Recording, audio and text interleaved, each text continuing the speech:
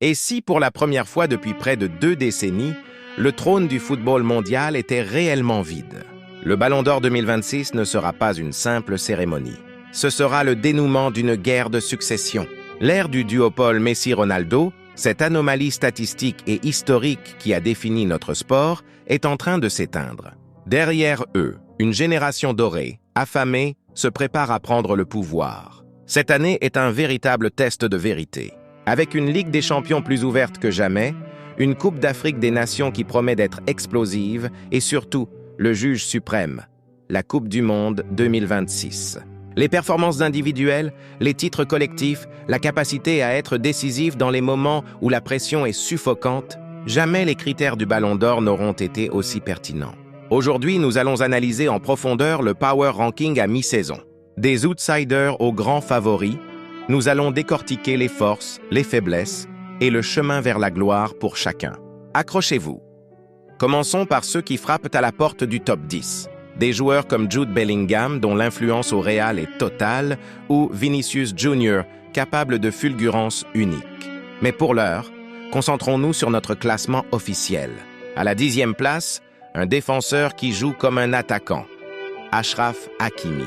Le Marocain du PSG a franchi un cap. Ce n'est plus seulement un piston rapide. C'est un leader technique, un créateur. Ses 8 passes décisives et 9 clean sheets le prouvent. Mais son argument massu, c'est la CAN à domicile.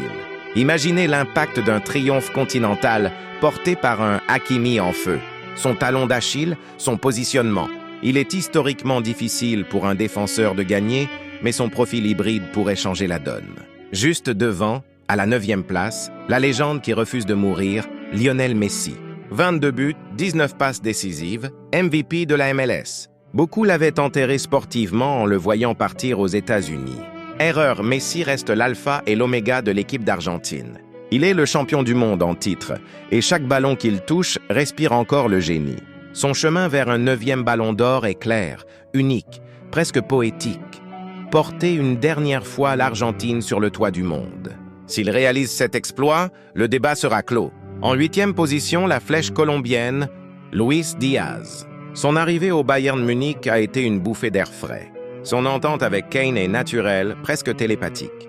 Il apporte la vitesse, la percussion, le 1 contre 1. C'est un joueur qui brise les lignes et fatigue les défenses. Ce qui lui manque, peut-être la régularité statistique des monstres devant lui. Mais attention, une Colombie surprenante à la Coupe du Monde, emmenée par un grand Diaz, pourrait rebattre les cartes. À la 7e place, l'explosion de la saison. Michael Olise, l'autre recrue phare du Bayern. 12 buts, 15 passes décisives. Il a tout, la vision de jeu, la qualité de dribble, la frappe de balle. Il est passé de grand espoir à titulaire indiscutable en équipe de France. Olise, c'est le facteur X par excellence. Le joueur que personne n'attendait à ce niveau et qui pourrait être la grande révélation du Mondial 2026. Son défi sera de confirmer sur la durée et de ne pas être qu'un simple feu de paille. Nous arrivons à la 6e place avec le maestro portugais Vitinha. Si le football était un orchestre, il en serait le chef. Le milieu du PSG est devenu la référence mondiale à son poste. Il sait tout faire.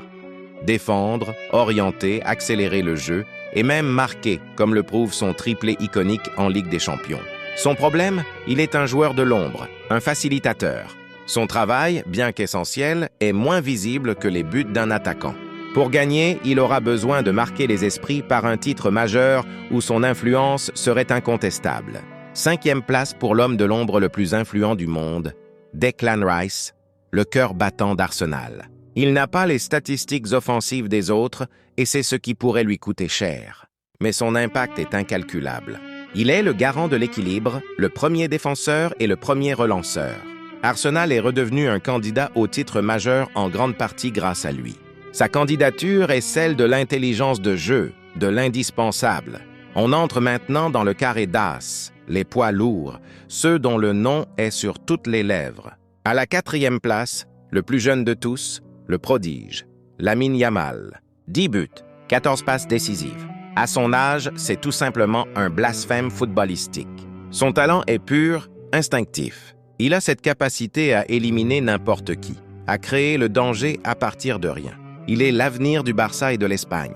Mais est-il déjà le présent?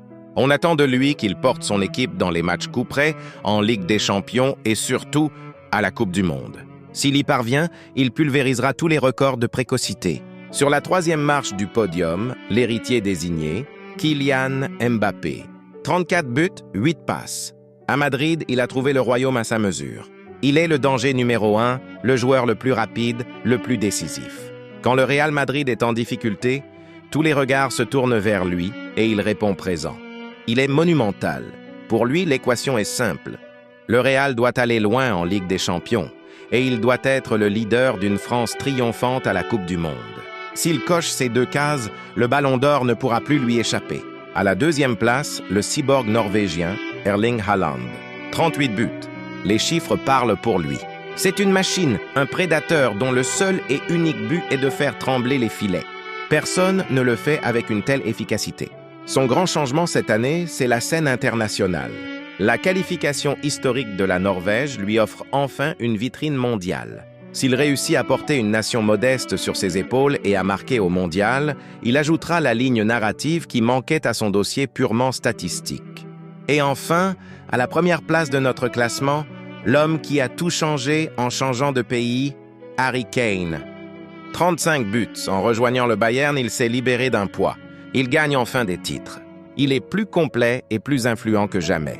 Buteur, passeur, leader, il a tout. Son scénario idéal. Une grande saison avec le Bayern en Ligue des Champions et un parcours solide de l'Angleterre au Mondial où il serait le finisseur en chef. Le Ballon d'Or 2026 ne se jouera pas sur les statistiques d'aujourd'hui. Il se jouera dans la ferveur des nuits européennes. Il se jouera sous le soleil de la Cannes. Et surtout, il se décidera lors de la Coupe du Monde. Alors maintenant, la question vous est posée. Qui, selon vous, mérite vraiment le Ballon d'Or 2026? Dites-le moi en commentaire.